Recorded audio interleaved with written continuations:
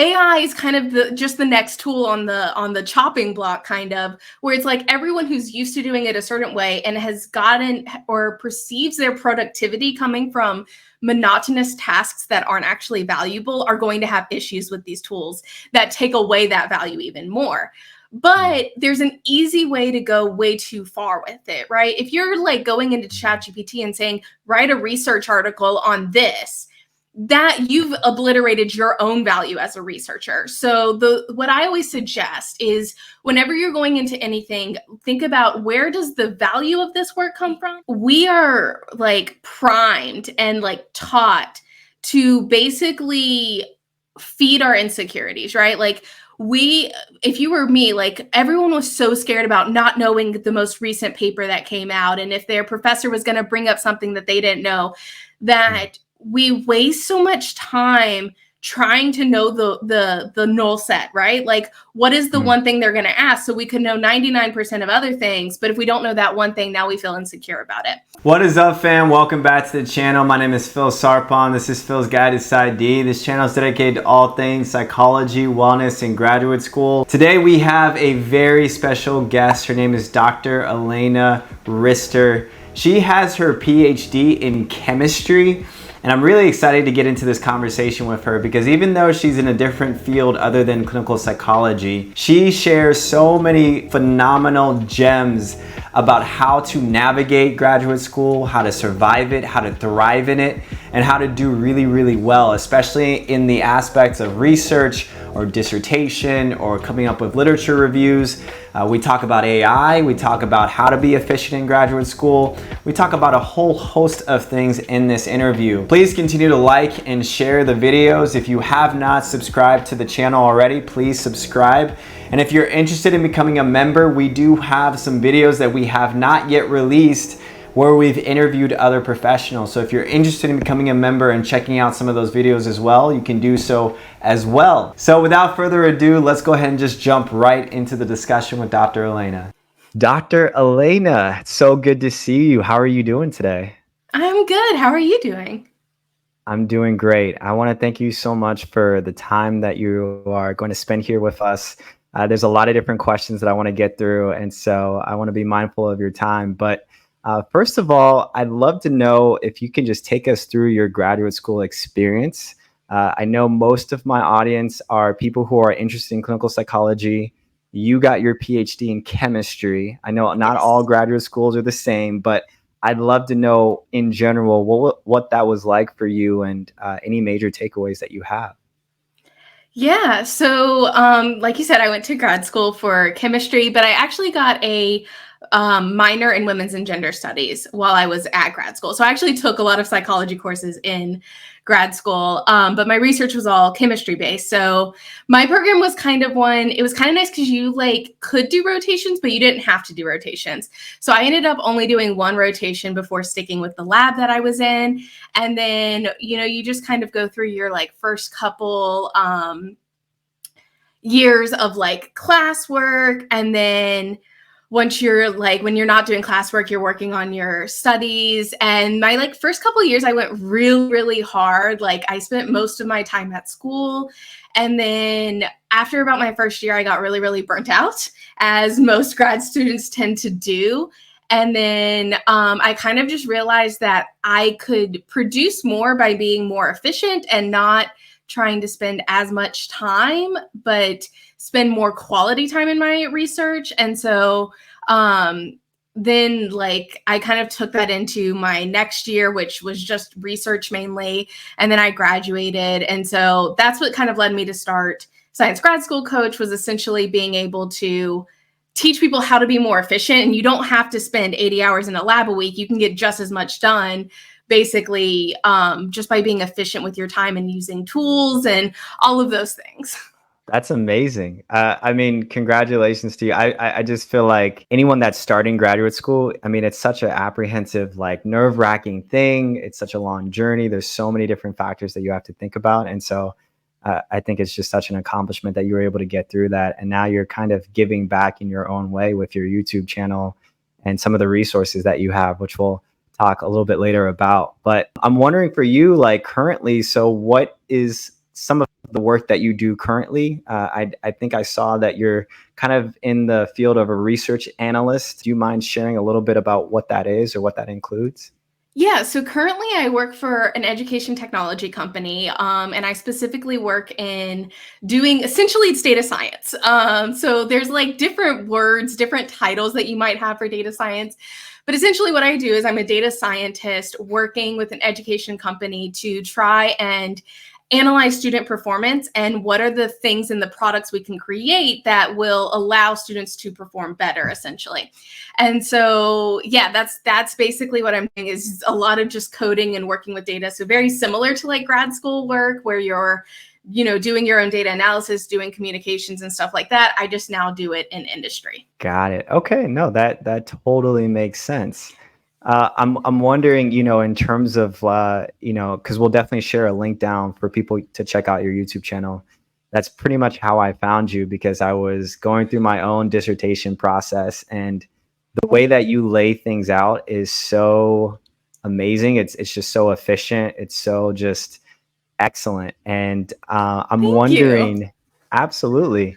And I'm wondering, if you were to give just general advice for students who are just getting into graduate school, just in general, maybe what type of resources helped you to get through graduate school?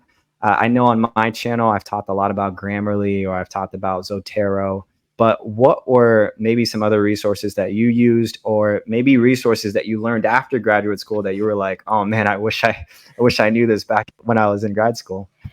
Yeah, so I will say most of the resources I share on my channel, I learned after grad school. I did most of my data analysis in grad school in Excel. And Oh, then I wow. learned coding afterwards. And I was like, I spent months doing something that would now take me 30 seconds to do. And so just like realizing those efficiencies. So different tools that I use. Yeah, Grammarly, great one for whenever you're writing. I used EndNote in grad school. I now use Zotero because I no longer have that license that I had in grad school with reference management. But you've recently had the explosion of AI that kind of happened end of last year, early this year. So you have hundreds of AI tools that are now out there. And I would say that like a lot of the AI tools are really, really low hanging fruit. So a lot of them do the exact same thing and they're not really adding anything to each other. I would say the main ones that I use are Elicit, SciSpace, specifically SciSpace is like literature review and Copilot tool. Perplexity, I really like because it's one of the best ones I found for giving good sources and being able to limit that to the academic space. And then I still use ChatGPT mainly for my coding. Whenever I'm debugging my code, it's just like one of the easiest like AI kind of resources to be able to use for that. Oh, gotcha. That's so cool. Yeah, I just started using ChatGPT not too long ago, just because I felt like it was a great resource to kind of synthesize a lot of information. It's kind of like Google, but it just seems like it puts all of that information together in just very neat size paragraph forms. And so it was pretty easy to like chew through it instead of reading through Right. tons and tons of research articles. But in general, I guess talking about AI, like what are your general thoughts of AI? Do you feel like it's more on the positive end? Where do you feel like it might lead to in the future?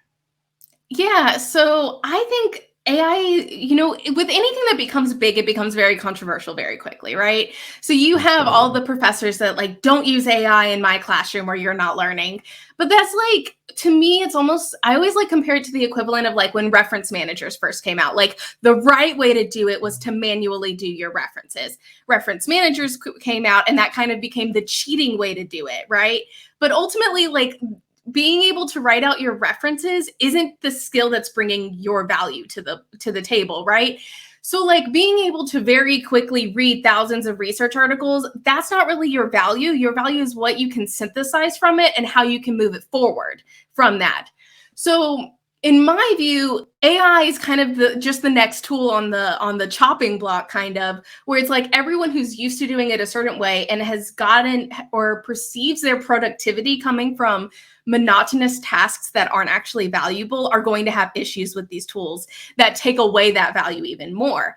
But there's an easy way to go way too far with it, right? If you're like going into ChatGPT and saying, write a research article on this, that you've obliterated your own value as a researcher. So what I always suggest is whenever you're going into anything, think about where does the value of this work come from and what are the monotonous tasks that don't bring any value. Those are the ones that are okay to outsource. The value should always still come from you. That's so good. I love what you said about, when you think about AI, it's a time saver at the end of the day so that you can actually maximize what you really want to get out of advancing research.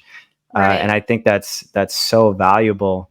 And, as I'm TAing for one of my professors. And so one of the programs that he uses is an AI detector. And so I also appreciate what you mentioned in terms of you don't want to use this tool to like just plagiarize work and just copy and paste and just turn it in as an assignment. Like, it's a tool, but it's not meant to be just you take a shortcut essentially. And so I think, in us being able to learn the balances, the good and the bad of AI and trying to figure out where it could potentially lead to in the future, I think is really great. And I appreciate your perspective on that valuable piece.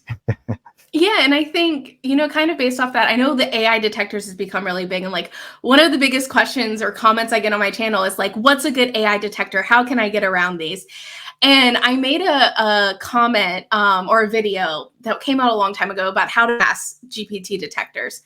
And it was kind of funny because everyone was like, oh, you're cheating. But if you watch the video, I literally take human written text, take a text from like one of my research papers that was written way before GPT became a thing, and asked GPT to edit it to make it like sound a little bit simpler and put it in. And then it was like, oh, this isn't GPT generated text because it was based in my writing, right? Like I always say, use AI whenever you're writing as a starting point, how to get the ideas flowing, how to start writing, or as an editor.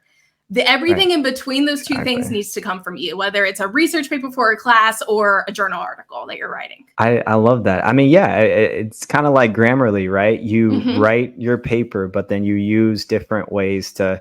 Grammarly gives you different suggestions that you can either take or leave based on, your preference style in terms of your writing. If you could go back in time and rewrite your dissertation, right?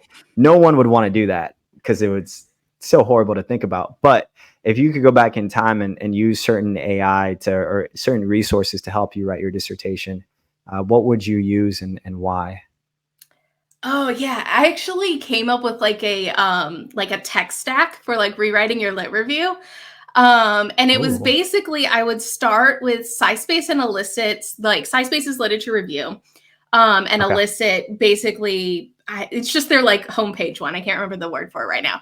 But basically they just give you this table of here's the papers and like here's information about those papers. So I would take those and then I would add the bibliography into Research Rabbit to get the broader, like what are all the other papers similar to these papers?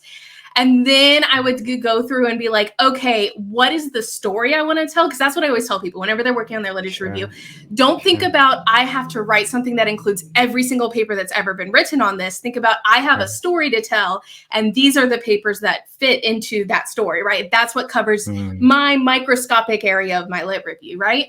So I would then do that, and then I would condense it. So add those tables together, add all the things together, and then put it into a Notion, and then start like separating them out into themes, and even potentially bring in like, once I have my themes, pull those papers into Lateral and get the different snippets of those themes, and then have that as the outline for writing my lit review.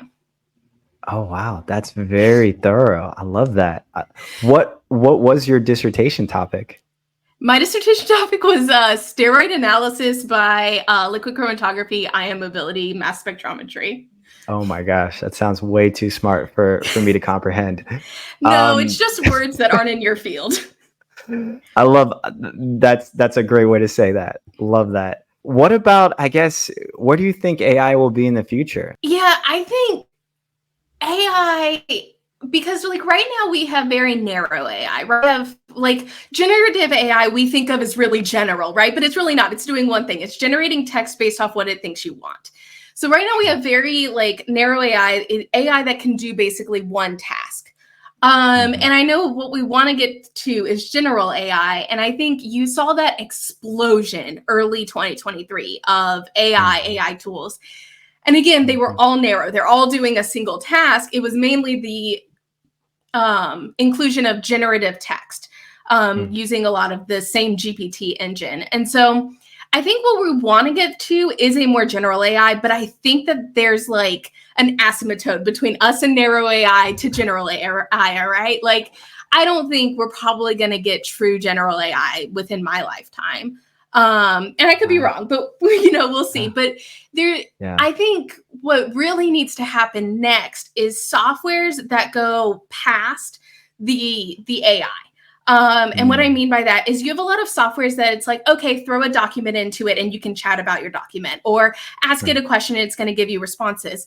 But there's nowhere to like compile that information together and resynthesize and kind of pull, right? Because like when I'm talking about go to Elicit and then go to SciSpace and then go to Research Rabbit, and then you have to manually combine that to put it into a database to start working from. And so I think the sooner aspect of where AI is going to go is basically more comprehensive processes being able to be done in a single software. That's fascinating. That's fascinating. I feel like we could have this conversation ongoing. AI intrigues me so much because, I mean, I think growing up, like it was do it yourself.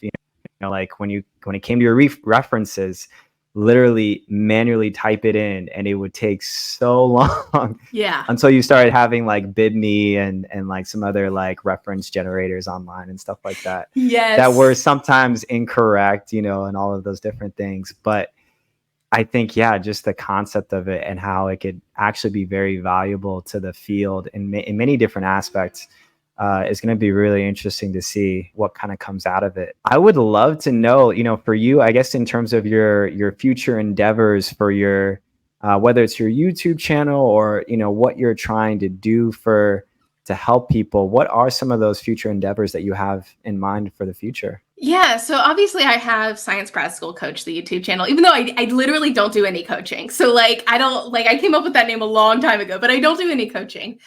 So I think as far as my YouTube channel, like I really want to be able to grow it and be able to help more people become more efficient. And as new tools are coming out, I'm trying to find what are really the best tools, because especially right now, you almost have information overload as far as tools, right? So like, I could create a video every single day on a new tool, but that's not really beneficial to anyone in my audience, because it's just like, well, which tools should I use? So I try and find the tools that are really like, what are the best tools for specific jobs that you might have? So I talk about 7 different AI text summarizers, but I would actually use each one of those in a different situation.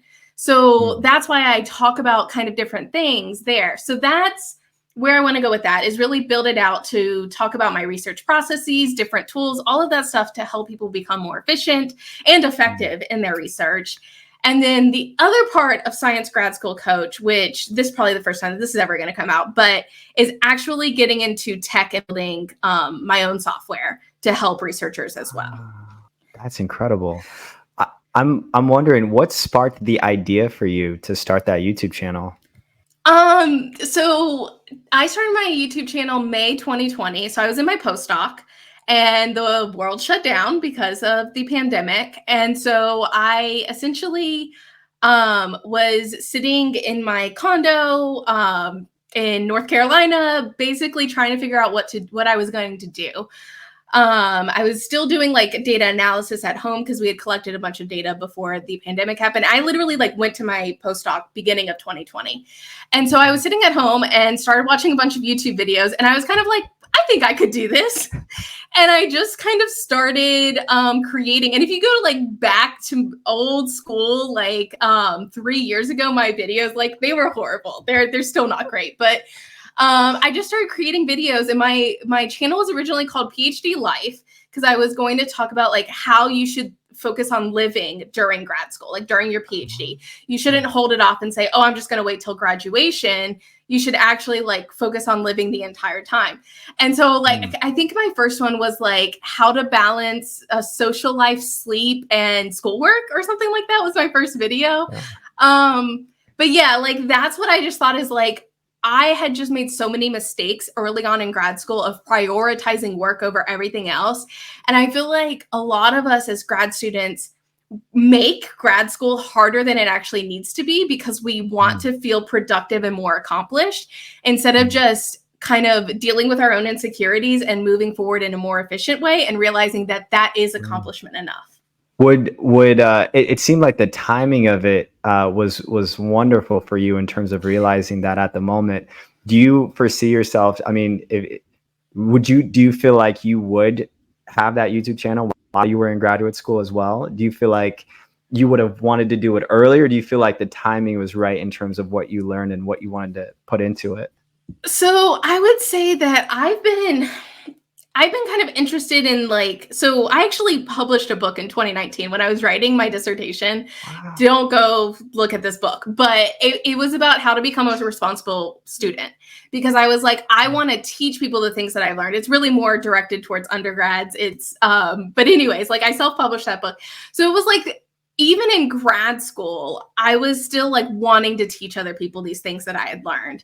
And I didn't even watch YouTube while I was in grad school. Like, so it never came to my mind to like go and create a YouTube channel until I had really gotten into that in my postdoc. So I think now I wish I would have documented more of my grad school journey, but you can't really go back and change it. And I don't think that would have ever been an idea in my head in grad school. Gotcha. That's awesome. I mean, still, that's I mean, I applaud you for that because I think it's cool talking to other people who are in different professions that have doctoral degrees because there's an element of getting a PhD that you do have to have certain skills, whether it's priorities or setting good time management skills or just having those habits to make you successful. And what I'm hearing from you is that, you know, there's a level of you where you are so passionate about teaching others and you're realizing the gifts and talents that you have, and now you're able to kind of utilize them in the way that you want. Can you speak a little bit to maybe, is that something for you that was always there? Or did you have to like kind of cultivate that, whether before graduate school or maybe graduate school pushed you into that in terms of really having a disciplined type of lifestyle? Yeah, I think going like way back when I was younger, I used to have like an imaginary friend that I would explain everything to. So like I think there was always like I wanted to like share how things worked, and I get like really passionate about things and I want to share that with everyone and stuff like that. So I think that there's a part of that that's always been kind of like, yes, I do want to share with other people what I've learned. But I think you know, I'm autistic. And so it took me a really long time before I could effectively communicate with other people. And that happened really like my later stages of college, right? Like I'm 2021 still having to learn how to actually communicate with other people. And so it really took me a long time. And I would say like start of grad school before I could effectively teach other people and learn those skills, if that makes sense. Yeah, that's awesome. Thank you for sharing that piece. I think that's I think a lot of people can take something out of that in being able to learn and grow and advance your skills, even when maybe it may just feel so rigid in the beginning. And so I loved how you shared that.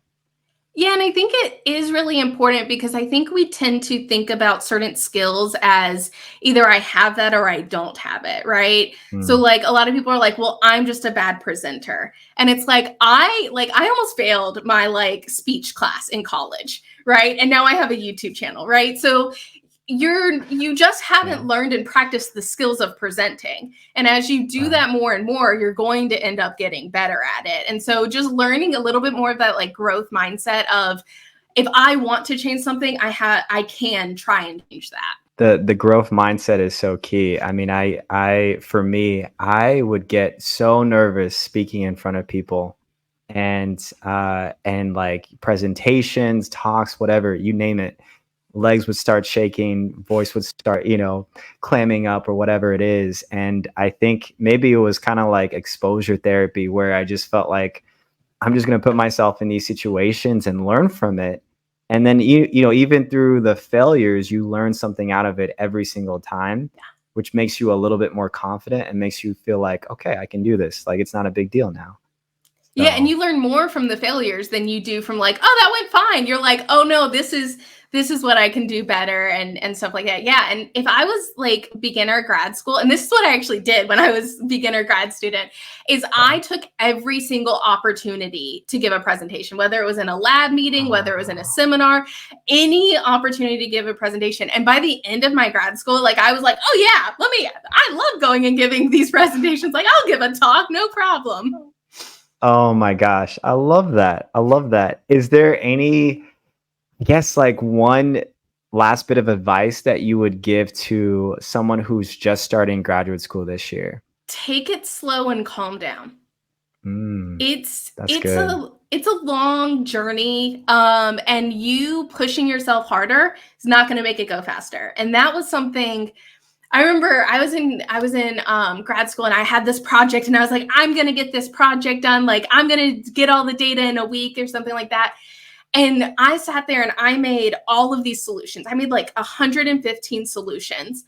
And every single one of them failed because I was like, I'm just going to get it done quickly. And whenever I went to run them, what was smarter is to say, let me make 3 of these solutions and test them and keep testing them till I have a formula that works and then make the rest. But I set myself behind so far by trying to go fast when I didn't know what I was doing. But I think it is important to get yourself that exposure into what you're actually trying to do. Don't just sit and read all the time. Like, get into it, but don't try and force it. Don't try and be like, I'm the one that works the hardest, when that's really not going to get you any further than anyone else. I love that piece of advice because it just reminds you of the essence of pacing yourself. I mean, it's such a marathon. It's not a sprint. And so there is no reason for you to put 120% and just throw your self-care out the window, because it's just really going to take it's a mountain that you have to climb step by step. What's so important, especially in grad school, is we always think about time management, right? I have 24 hours a day. If I spend 14 of those hours at school, I'm going to get so much more done. And the thing that's like never talked about is energy management. So if you have, it doesn't matter how many hours you spend at school, if you are exhausting, you're not getting anything done. And so you can be like, I spent 14 hours at school, and I'm going to be like, well, what did you do? What did you accomplish in that time? Because that's what I really care about. And most people that I saw spending the 10 plus hour days accomplished very little. Like they spent most of their time socializing because they didn't have any other time to socialize. They spent most of their time like complaining about how tired they were, going and getting coffee. All of these things because they didn't have the energy to actually sit there and focus for 2 hours to get their work done. I think that's so good because it talks about, it's not about quantity of time, it's about quality of the time. Efficiency is key. And so you want to work smart, you want to work hard and smart, but you definitely want to work smart because. And working smart is working hard. Right? Exactly. That's exactly right. And it's so easy, I think, for me. I had to learn that because I felt like I tricked myself into thinking I'm putting so much time in the library. I'm putting so much time in my homework. I'm getting so much done. And then I look at it and I'm like, I didn't really actually get that much done. Then when I prioritized my self-care and I prioritized just really balancing things out, I felt like I got so much out of it. So, yeah. Yeah. And I think one place where I think that comes up so much and people don't realize it is in studying. A lot of people will take the time they've studied because they have no other benchmark for how well they've studied, right? And so I always tell people, like, don't even worry about the time that you studied. Worried about how well are you remembering the information, which means you actually have to quiz yourself. And that's how I studied. I would like do like a kind of an active recall. And then I would like create the study guide of questions and I would answer them. If I got them all right, my study session was done, right? So it may only take me an hour to study where it took someone else 8 hours to study, but I already know that I know all the information. So I'm good to go, where they still don't know if they know the information or not. Yeah, that's so key. I think the imposter syndrome in graduate school and just the comparison of like, wow, I see those people working so hard. I need to work just as hard, but it's like everyone is at a different space, and to be able to kind of be aware of that and give yourself that grace, I think is so powerful. For you, would you take care of yourself in terms of wellness, in terms of self-care, in terms of prioritizing yourself to make sure that you can maximize those efforts in the long term? Yeah, and this is honestly something I'm still working through myself. So I do go to therapy. That's Yeah. something that I've been doing since grad school. I also prioritize my fitness. Anytime that I'm getting overwhelmed, it's the first thing I drop. So I automatically go, if I'm dropping my fitness, then something's got to change in my life, right? Mm, Because it's like, oh, I have this to do. I don't need to go work out today, right?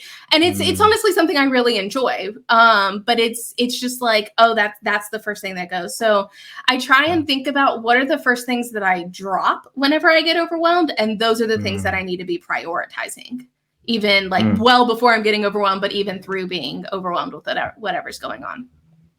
That's so good because I know for me, like especially I noticed this during finals week, I will, start getting overwhelmed, a lot more quizzes, a lot more presentations. And so I cut back on going to the gym or I cut back on eating well.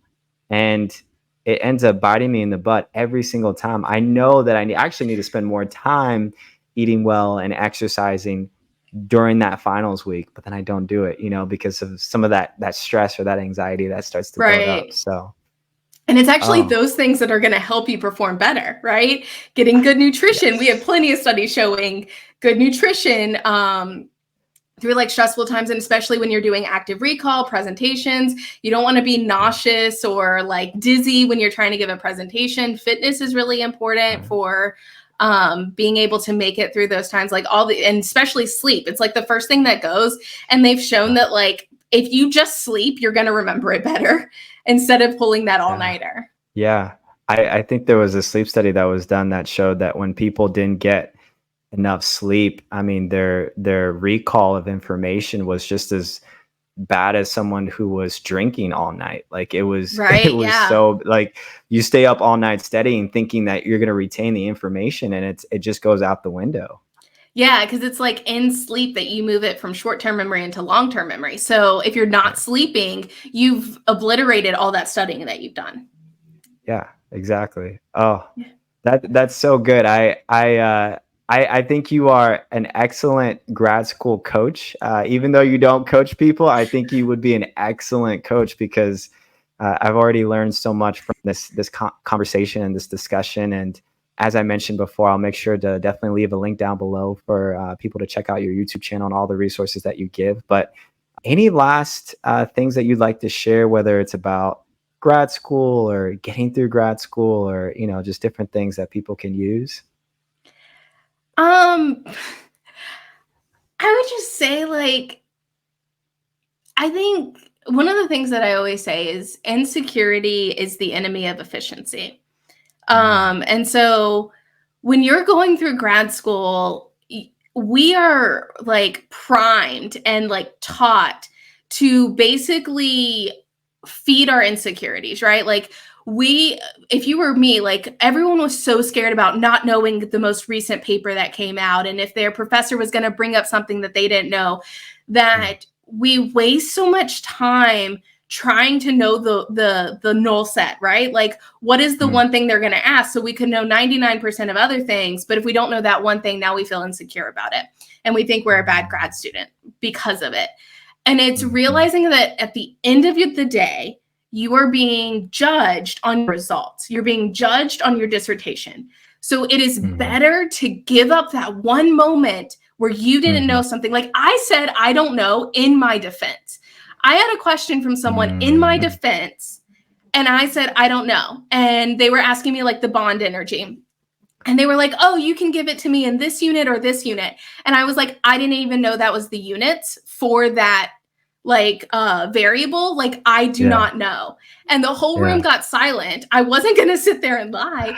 And then one of my other people on my committee goes, yeah, we really don't expect her to know that.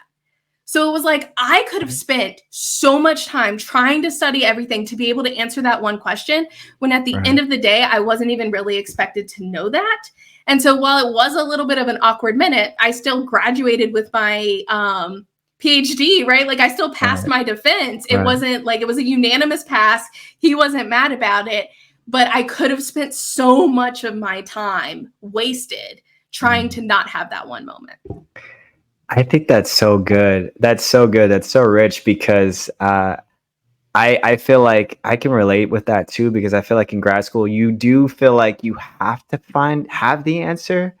There's sort of like, and I think maybe for me, it's this sort of, I put the pressure on myself because I'm like, well, I'm headed to grad school. Like I want to show people that I know what I'm talking about. And you are like, for me, it's a people pleasing aspect, right? Like I want my research director to be happy with my work. I want them to accept my work and give me praise and all of those different things, and to show that I've really learned a lot of information. But in being real in that moment for you of saying, I don't know, it kind of like, it just takes all the pressure off. It's like, it just makes people kind of sit like, oh yeah, like you're in grad school. It's not like you've defended a dissertation before. This is your first defense. And so being realistic about where you are and giving yourself that grace and that acknowledgement of like letting go, I think that's powerful.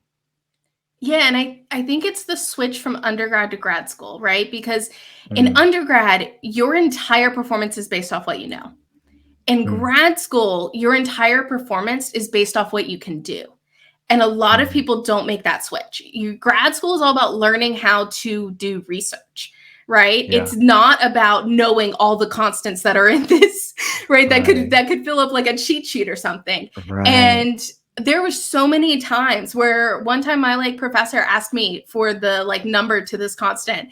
And I looked at him and I was like, do you really expect me to know that?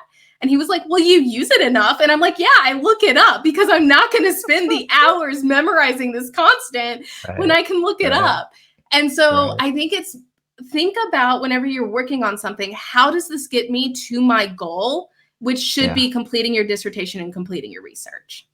Yeah. Oh, I love that. I kind of speaking to the clinical psychology part, there's an aspect of it where most of our, especially for the third and fourth year, most of it is clinical experience. Most of it is you're seeing patients, you're seeing clients, you're doing what you learned how to do, maybe whether in college or a little bit in your first year in graduate school. And having that translate over into the doing part, I think is so important, because you're right. Like if you don't know a little bit of information, you can just look it up on your phone. It's not a big deal.